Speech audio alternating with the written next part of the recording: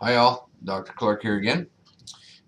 Today in Natural Resources, I'm going to discuss natural gas.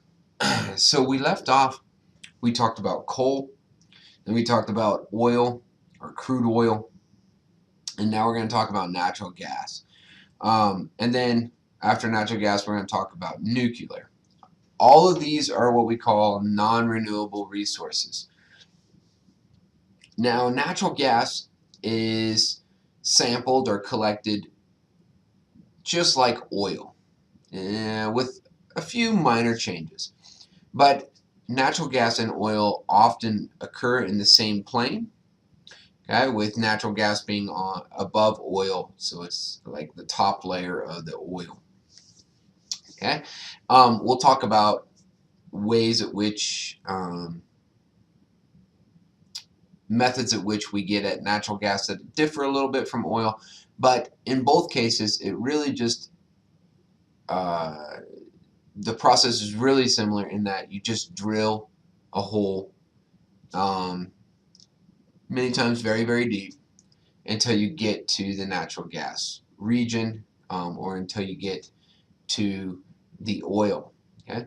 The difference with natural gas is that in some cases we can get it to dissolve in a fluid and obtain it from nearby regions. So you don't have to have just a solid mass of oil like you would with crude oil, but instead you might have natural gas that's embedded in the pores of the rock. Okay, and we'll get to this in a second. So this first map that I'm showing you here shows you in red the amount of natural gas that is known and estimated. Okay? So we know how much natural gas there is. Okay? So the United States has pretty much already been done. Majority of Europe has been done. Majority of South America has been done. Okay.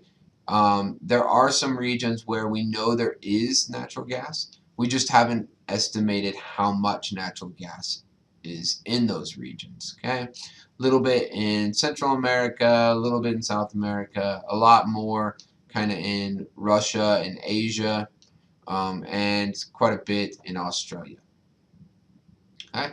And that plays an important role because when we give a estimate of how long natural gas will last us, okay, we need to know, well, is that based on what we already know? In the case of the United States, absolutely. We already know how much we have. But in the case of other places around the world, that's not necessarily true. We know it exists. We know approximately where the field exists, but we don't know how much is actually there. All right, so let's take a little bit of a gander at natural gas. So it's the third largest commercial fuel. Okay, about a quarter of the global energy consumption is utilizing natural gas in some form. Okay. Now, just like we see with crude oil, there are organic compounds that allow for combustion. Okay, whether that combustion be to drive vapor, which drives a turbine, which causes energy, or whether that be vapor that burns to provide energy to a combustion engine, okay, and drive force that way. But in both cases, crude oil, a little bit different compound, but in both cases they contain volatile organic compounds which can be combusted. In the case of natural gas, that's mainly in the form of methane. Now, the one thing about natural gas that makes it different than coal and oil, and probably the industry, natural gas is most likely the industry that is replacing coal, okay, is that it's cleaner.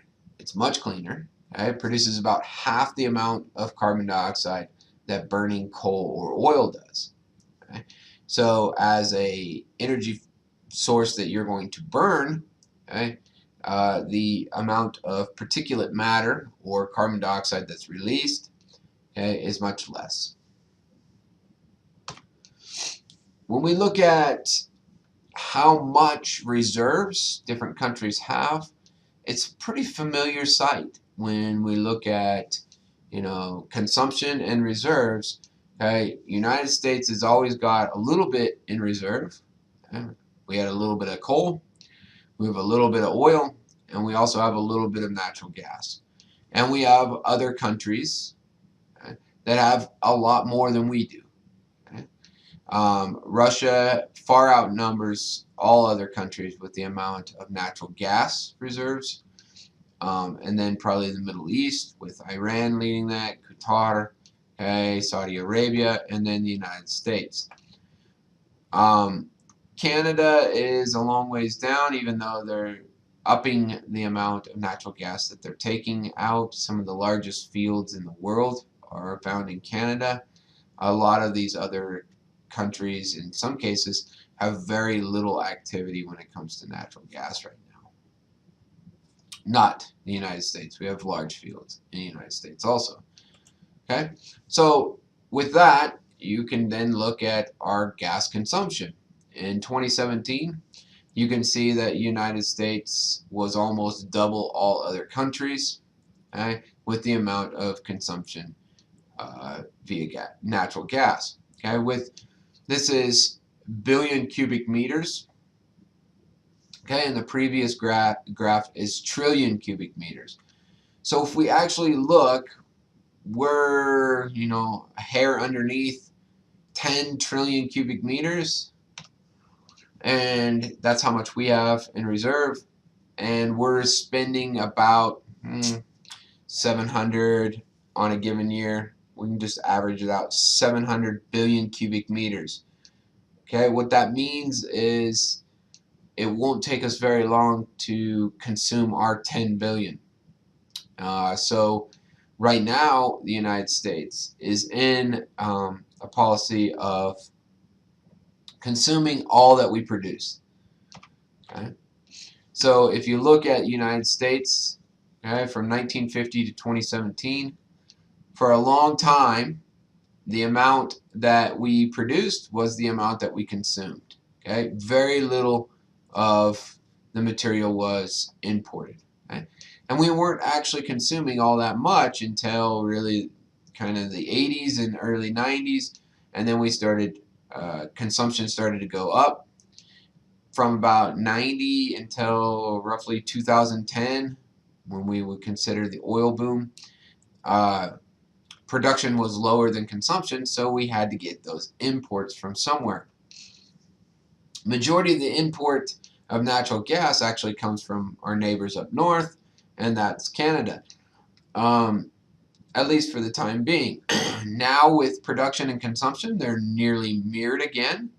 We are definitely consuming a massive amount of natural gas, of the natural gas that we are producing. So we are currently using a tremendous amount of our reserves in order to feed the United States needs. Okay? That will not last very long. Okay? We will run out of reserves. Okay? Most estimates say we got maybe a maximum of 50 years, and all natural gas in the United States is gone. I personally think if we do not get net imports, that we will run out far before 50 years. Okay? But at any rate, we're not going to get it from Canada, because if you look at Canada's production of natural gas, you can see that the periods where Canada was exporting a bunch to the United States, they're exporting pretty much 50% of all the natural gas that they were producing per day was going to the United States.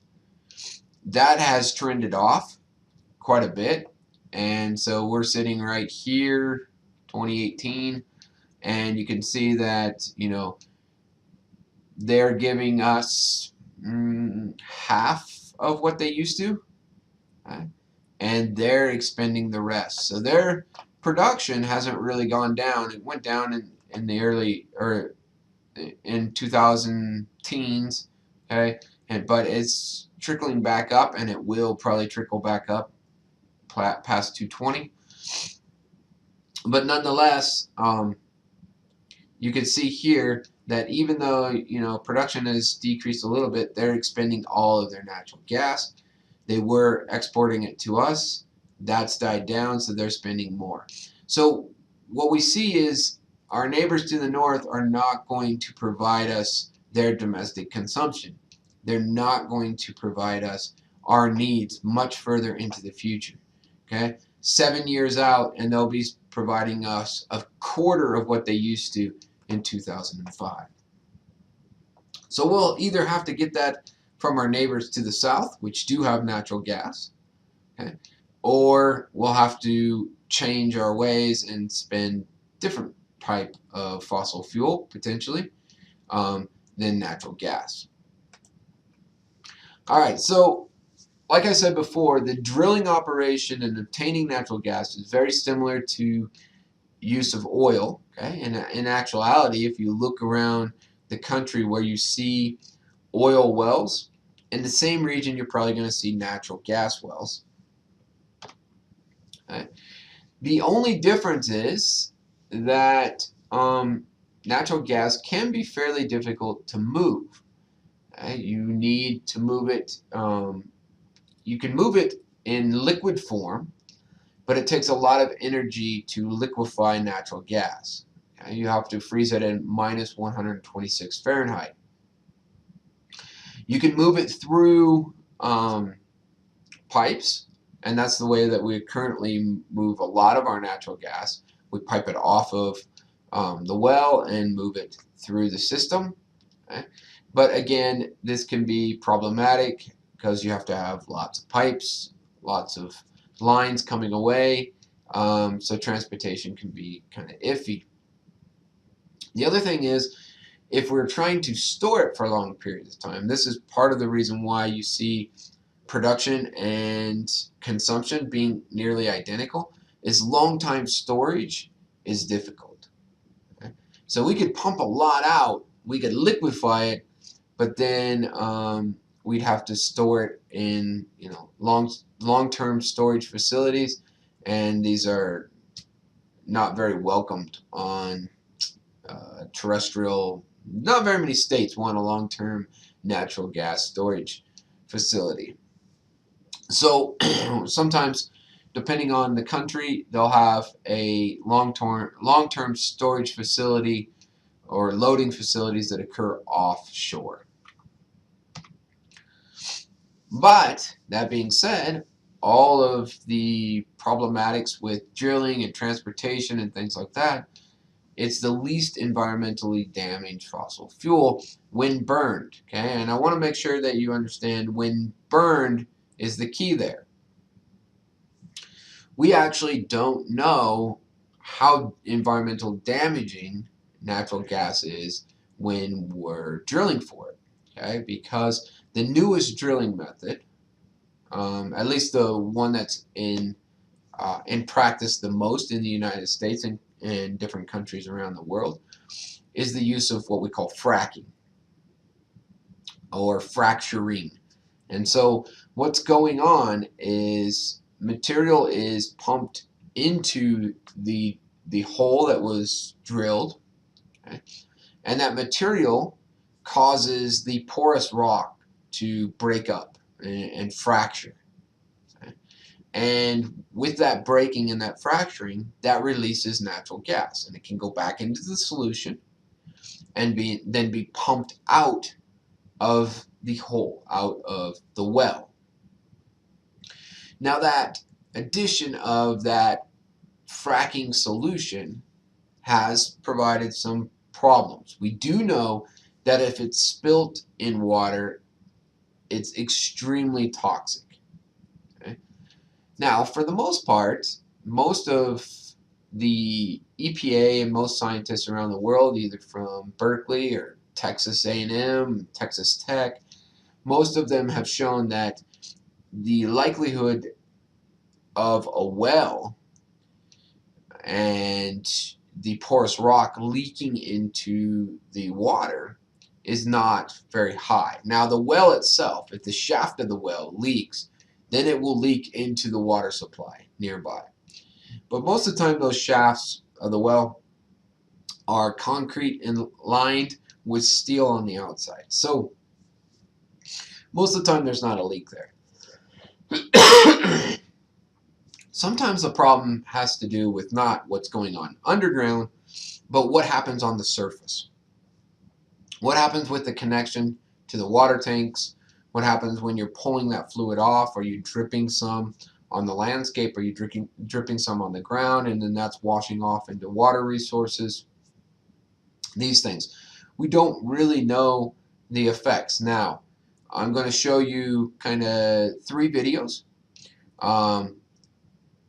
One that has lots of scientific research that shows that there is really no effect.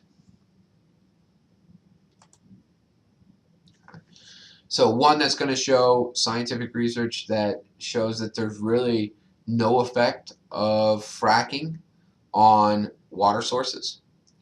And then 2 that show adverse effects. Okay? Now I've left off quite a few because they're controversial.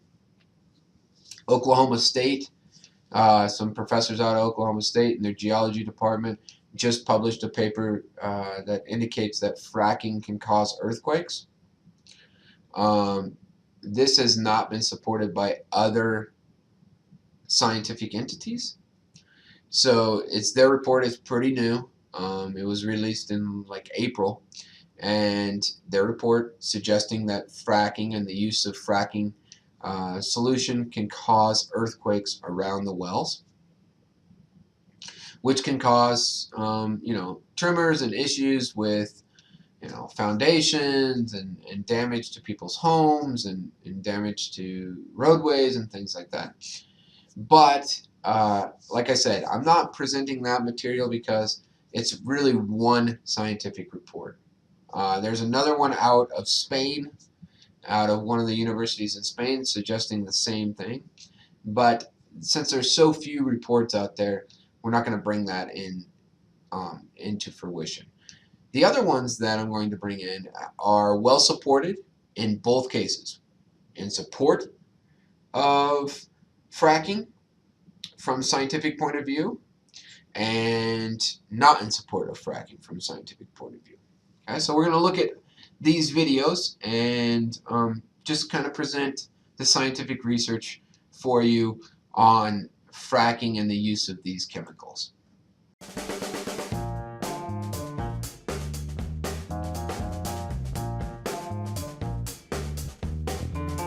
In gas drilling areas, people can light their water on fire right out of the tap.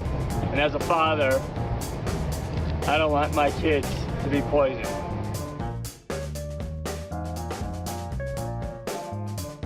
The overall incidence of impacts is low.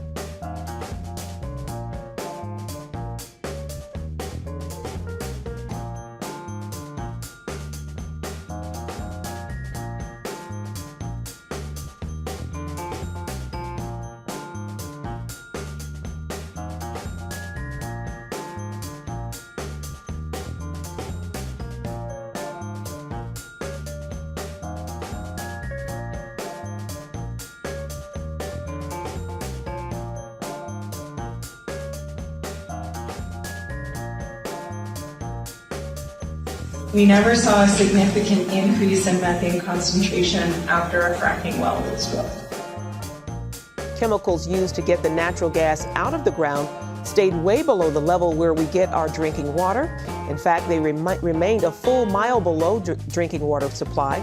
The study was conducted for a full year near Pittsburgh. We continue to not see examples of the fracking itself, the hydraulic fracturing, compromising fresh water.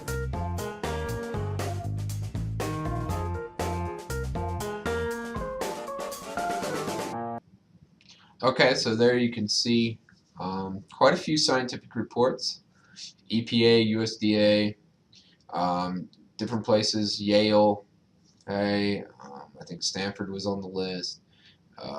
One that wasn't shown is Texas, University of Texas, Texas A&M, Texas Tech.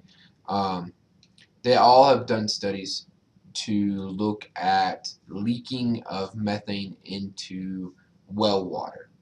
Okay? Now, there has been reports of this occurring. Okay? The EPA actually has reported this of methane leaking from fracturing sites into well water, okay, in 5 different places. Okay? Now, that's why when the EPA reported, it said it's not common, or it's highly rare, okay, that this occurs. So now we're going to look at a couple other scientific topics, and you can be the judge of whether or not these topics are warranted of a concern with fracking fluid.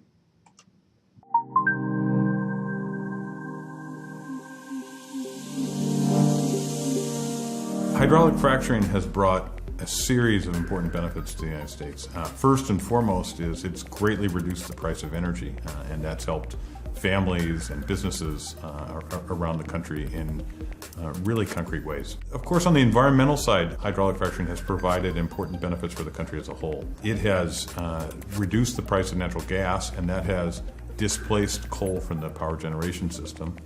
And the consequence of that has been sharply reduced emissions of CO2 that cause climate change, and then more immediately reductions in air pollution. And those reductions in air pollution have likely led to improvements in health dispersed around the entire country. All in all, the advent of hydraulic fracturing, I think, has to be rated as the most important change in the energy system in the last half century. One difference with hydraulic fracturing is that there's only 100 nuclear plants in the United States, but there's thousands and thousands of hydraulic fracturing sites. So it's an everyday experience for many more people than, say, coal mining or living near a nuclear plant. So an important question about hydraulic fracturing is what happens in local communities where it takes place. And the best evidence that we have to date is that there's a mix of benefits and likely costs. On the benefit side, you see very large increases in economic activity, increases in employment, increases in income, increases in housing prices. But there's also some evidence that there's declines in the quality of life. There's a lot more big trucks driving around roads delivering sand and delivering water. There have been some evidence of increases in crime rates. And then there's an outstanding sense that there may be some health impacts, negative health impacts, for local communities, possibly due to water contamination, possibly due to air pollution. We were very interested in finding out what are the health consequences for local communities where hydraulic fracturing takes place. And so in our study, we set out to look at infant health. An advantage of infant health is that you don't have to know where people have lived for their entire life. And so we were able to obtain very detailed records on 1.1 million births in the state of Pennsylvania. And we just asked a simple question. For infants who are born to mothers that live very close to active hydraulic fracturing wells, is their health compromised? And what we found is that within 1 kilometer, so that is about 0.6 of a mile, the probability of a low birth weight birth, so that is a birth at a weight of less than 2,500 grams, increases from about 6.5% to 8 percentage points. And that's about a 25% increase. It's a quite substantial increase. We also found evidence that between 1 and 3 kilometers, there is some evidence of elevated rates of low birth weight as well, although the effects are smaller. Equally important is that at distances larger than 3 kilometers, that is about 2 miles, we find no evidence of any impacts on infant health. So the bottom line from our study is that it appears that the probability that infant health is compromised goes up most clearly within 1 kilometer and possibly all the way out to 3 kilometers or 2 miles. And there's little evidence of any impact at further distances. Hydraulic fracturing provides substantial benefits that are widely dispersed around the entire country, the energy security, the lower energy prices. But ultimately, whether or not we as a society will have access to those benefits over the long run is going to rest on the shoulders and on the decisions of local communities. And for those local communities, they're going to be judging whether or not the local benefits exceed the local costs.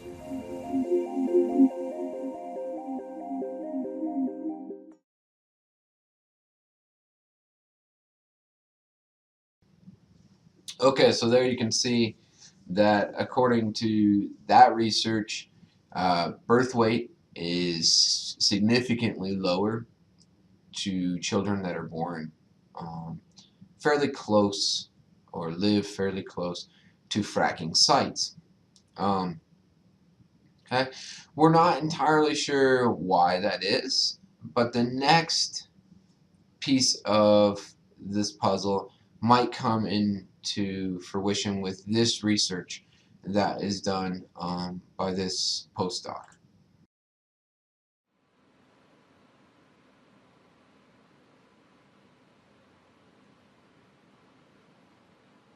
We found that the unconventional oil and gas chemicals drove pretty significant effects on both lipid accumulation or fat cell size, as well as proliferation of the precursor cells, or what we think of as fat cell number.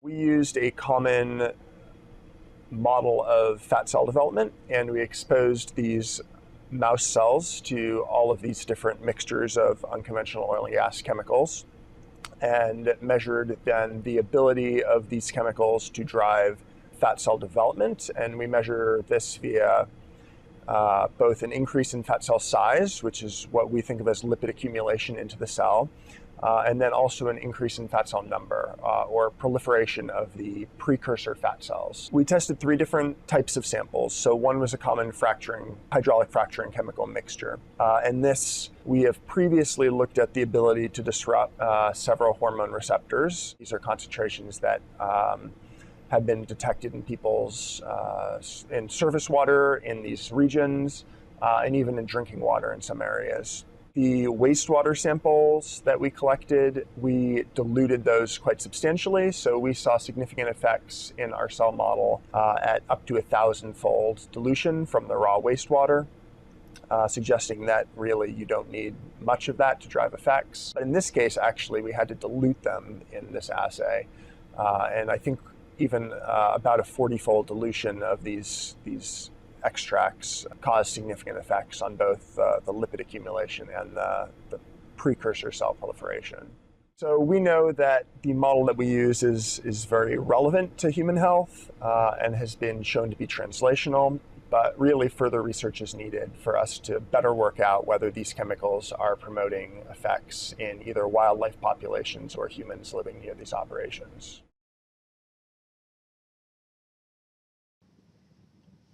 Okay, so that's part of the fracking debate. Clearly, benefits are cleaner air, more abundant fuels, less damage when you're looking at like mining operations. There's less damage to groundwater for sure, less damage to the landscape, less damage to plant life, wildlife, etc. But the costs, we're not really sure. Definitely chemicals have been detected in drinking water in different regions. It has an effect on birth weight. It may have a effect on fat deposition. This could come from livestock that might be in this region that are roaming and feeding in the region of oil wells, would get some of that wastewater or have the potential to be exposed to some of that wastewater, not just from cattle but wildlife. And then the individuals that might consume that meat or whatnot could potentially obtain that those chemicals especially if they're eating things like the liver and stuff like that, which are going to be the filtering systems. But you could still potentially get it from fat cells within inside the body of that organism. Now, again, I'm just providing the science. There are definitely benefits to natural gas and fracking, and then there are costs. But that being said, there have been fracking bans all over the world because at least some of this science has came to fruition, and different countries have banned fracking altogether. Bulgaria, France, Germany, Ireland, Scotland, they all have banned fracking. So no use of fracking fluid. Well, no, you can still get natural gas in other ways, especially a new way that's being produced by Russia without the use of fracking fluids seems to have come to fruition. And so some of these other countries, they still might take off natural gas, okay, but they're not using any fracking fluids and they're not using the fracking method. Including in the United States, New York, Vermont, Hawaii, and Maryland. They've all banned fracking in those states. And so it depends on what side of the issue you want to explore, what side of the issue you want to examine. But there are definitely some issues with natural gas and the obtaining of natural gas. Do the issues that we have outweigh the benefits? Who knows? Okay, it just depends on what science, what piece of science, and how much of a risk you want to provide for your offspring or for that environment. Okay, with that, we're going to talk about nuclear, which also has risks and benefits, and we're going to try to examine that next lecture.